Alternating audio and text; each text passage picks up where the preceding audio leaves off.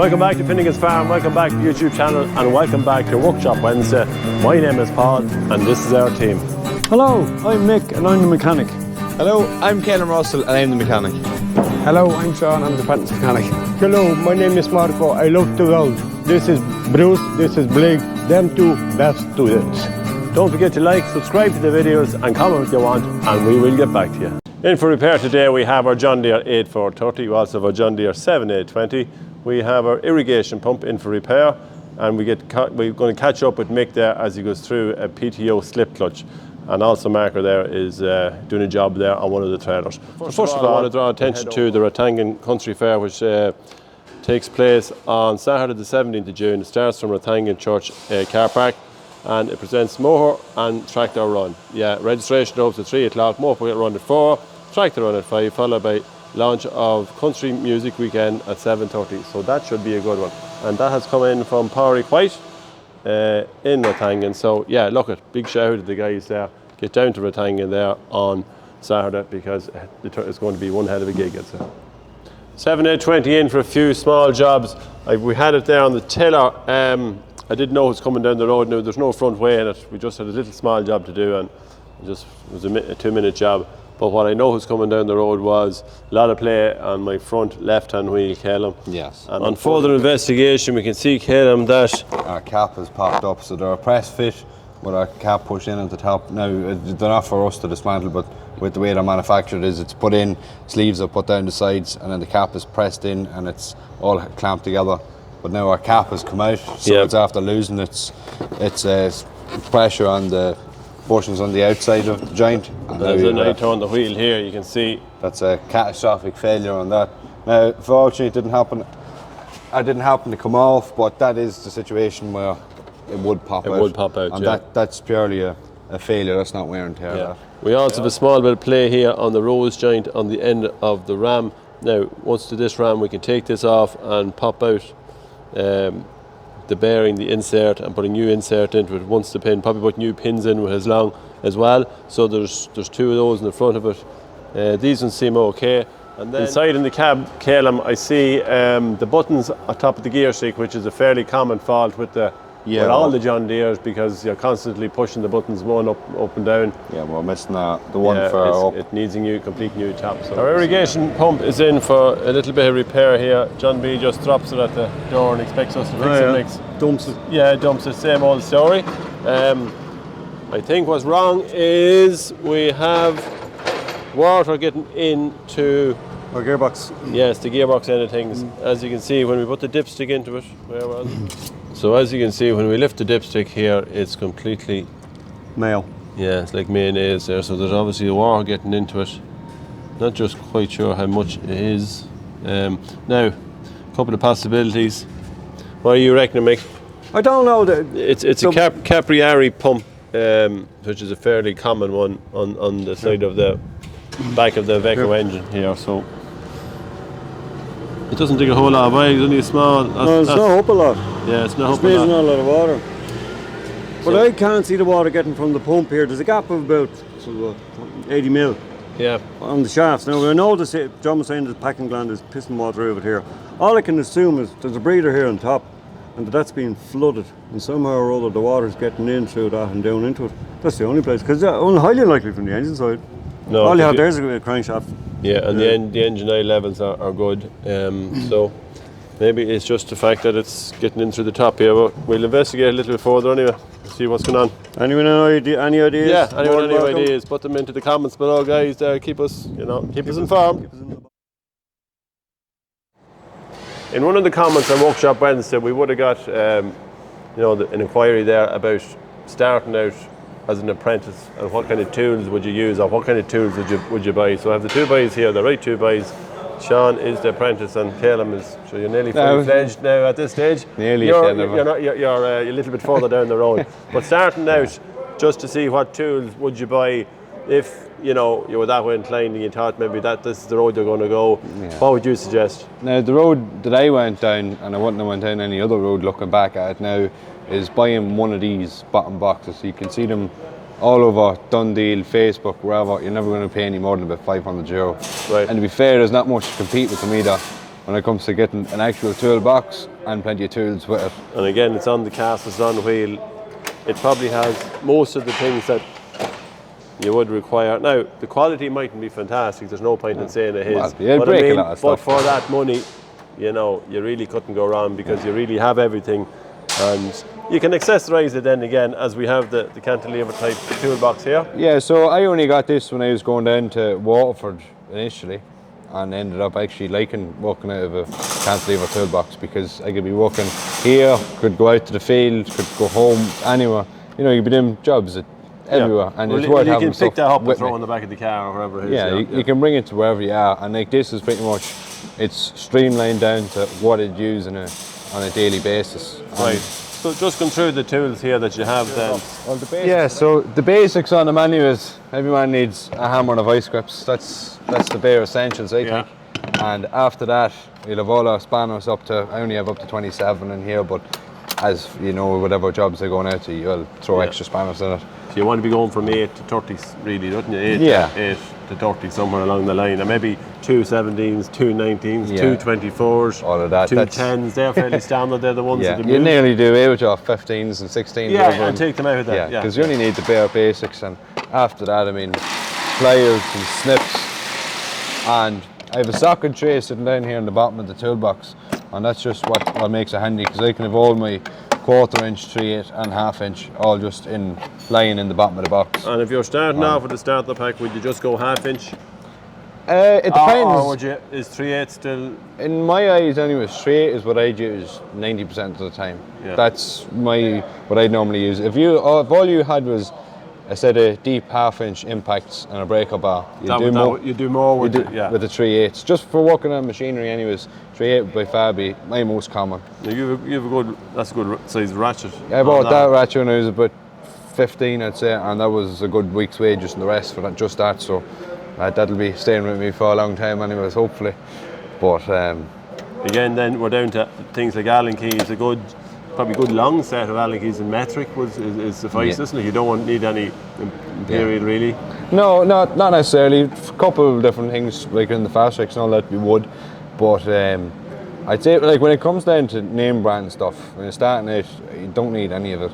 Like, the only thing that I would recommend would be actually Allen keys. Like, everything Allen key wise, it's in my toolbox is all snap-on. Just because if an Allen key slips and you're out on the road on the field, you will find that some of these in the cheaper brands, they break, like, don't they? They break. Yeah, and look, you'll break the expensive ones too. I know, but give it less chance.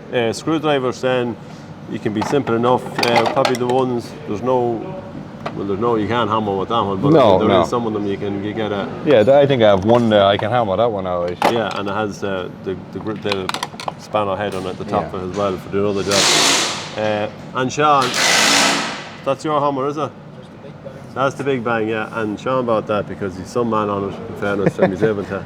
The demolition. You don't need that either. That's for special big jobs, isn't it too? Keep it to the smaller one.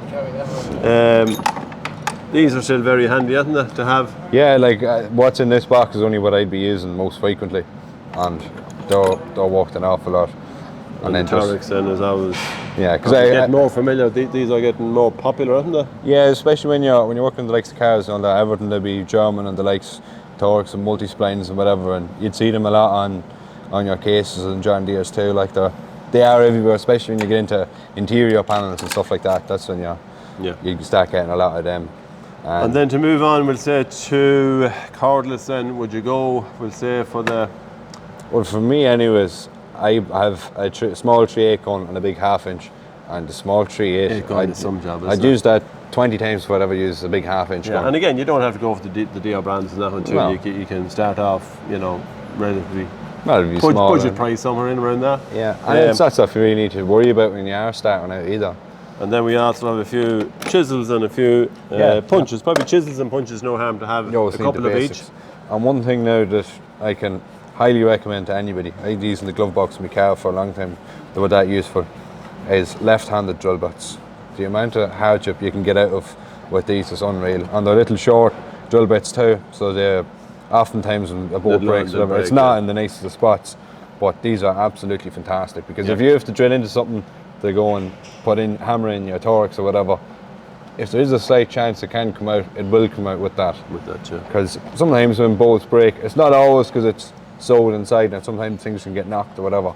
Yeah. That'll just take it clean out. Again, the old A bit of tape and a couple of cable ties. I have another box. I have another electrical box with cable ties around that. Yeah.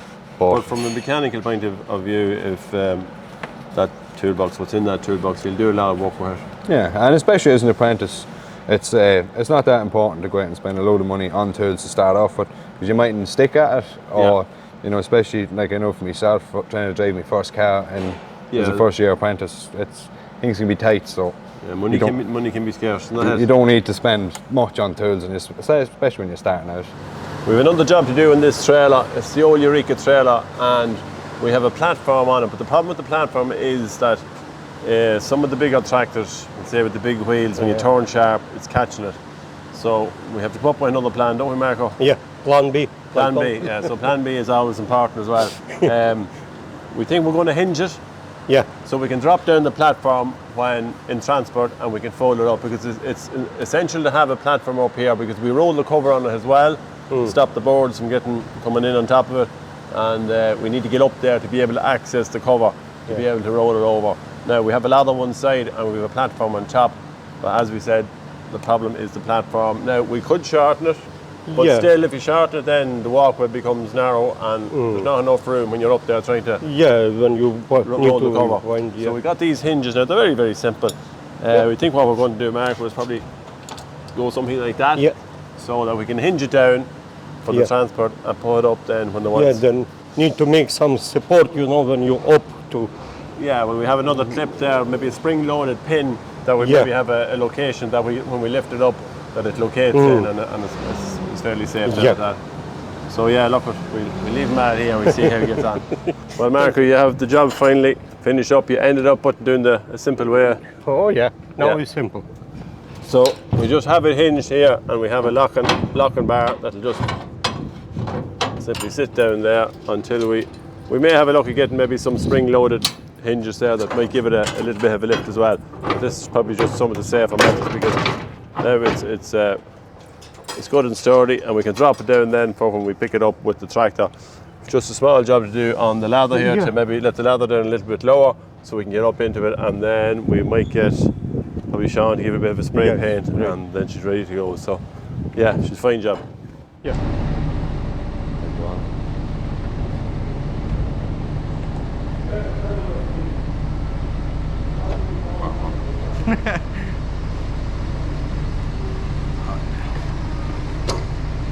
Oh yeah. In the workshop here we have a slip clutch of, what is it off, Kevin? It's off a chrome trail mower. Right, okay, and the problem with it was that Kevin brought it to a customer, and he ran it for 10 or 15 minutes, and all of a sudden there was a cloud of smoke. Yeah, so he's only brought it out of the shed and a cloud of smoke. So yeah, so this will be fairly familiar, or fairly common, I should say, in a lot of farms. A lad will take it out. He mightn't actually, have a look at the slip clutch, which is a very important part of the whole process on the mower. So Mick, we're going to take this in the sun. Now we're not just quite sure what setting it was in. We have it here. We see there is little notches on the side of it, and to me that looks like the lowest setting that it's in. So we might have to move to the next notch. We may have problems in here with the clutch systems themselves being worn out. So it's fairly simple. Well, isn't it, Mick? So we tighten these in. Yeah. Explain first now, Mick. I tighten in the block nuts here to pull these little lugs back. Yeah. So which lets you take the retaining spring off here. Now it can be quite. There could be a ding here. Yeah, you want to make sure it doesn't fly in. There we go, the room. Yeah. We're waiting on Mick to come back here. Yeah, we got it. Yeah, but you're just a little bit late, Mick, because that's the whole lot of it out there now. So you just have to push that lug down the shade. See, it was just a bit high. So we've got our new discs. Kevin picked them up. How much, Kevin? They're €55 each, plus the VAT. Plus the VAT, yeah. So, just not. I don't know, is it a special type of one or something like that, but. Anyway, probably no good without them. Yeah. So, first of all, we put one in there. That hit, Mick? Yeah. It's always fibre steel. Fibre steel, so we can't have steel on steel. Right, so we hold this in place. Now you need to put, this one in, which Yeah. is our drive hub. That's linking this to the discs. all right. Your drive is through that. Now to align the teeth on that, probably should have stood it up. Watch your fingers. That's it. No. Right, that's us on that one. Now another disc. Another disc. The whole thing doing this is sequence everything as you take it apart. Yeah. Well, I suppose in fairness nowadays you can get it on YouTube. They were that way, weren't they? You tell me, Mick. Yeah. Yeah. Oh, they were. So remember we were bending down them. Yeah. And we have So to align that. A little bit tricky just to get this retainer ring in. It's kind of, it'll spring all over the place, but Just keep your hands outside. you may have there, to lads, tighten for a the second. springs another little bit keep because it in of there. the new discs on it now. See what I want to do. Oh, that's I'm Yeah. going the wrong way. No, keep I'm going. no, I'm going for that one. I need that one. So once we've located the lugs here, we can now let off our springs just to Let the springs do their let the job. springs do their job. So I'm going to let them all off. yeah, And then I think I'll do a ratchet on it. But I'm just going to leave them not quite touching. Suppose leave about 5 mil in, Paul. Huh? yeah, there's lock nuts on the menu, so they're not going to go anywhere, Mick.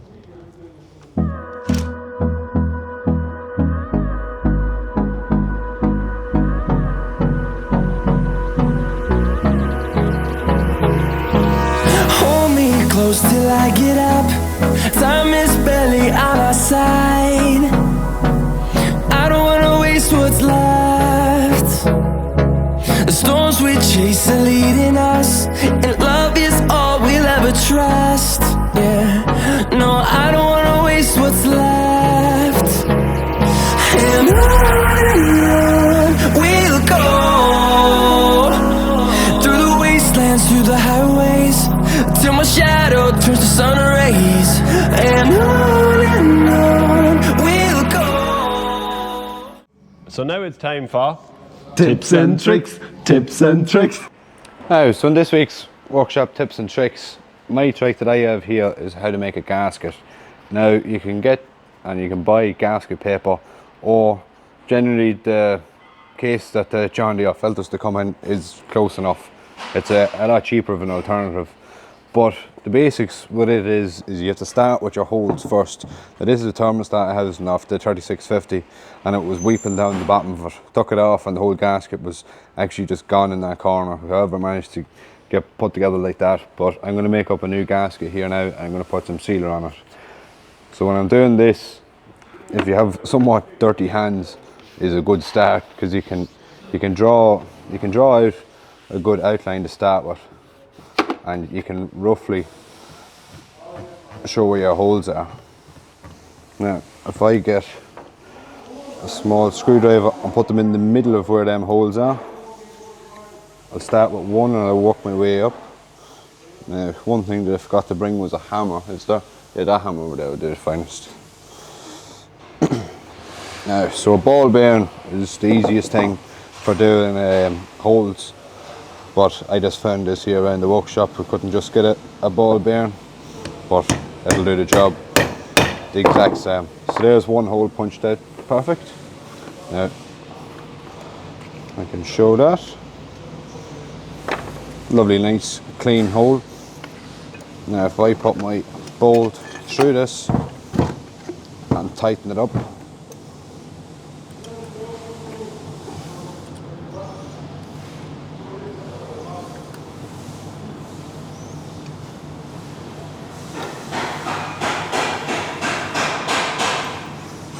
if I can get me knot started. There we are. There. So if I tighten that up, I can swing it around to get my next hole. You always have to walk off the bolt holes and not the outside. And you can get it. You can do it far more accurately. Now, so like that, I'm going to feel where my hole is. My dirty hands are going to put a slight bit of an imprint as to where my hole actually is. You can put your ball bearing in the hole. I can punch out another lovely nice clean hole. Alright. So that's all my bolt holes all marked out and put together. So tighten the whole lot up and I can start doing my outlines.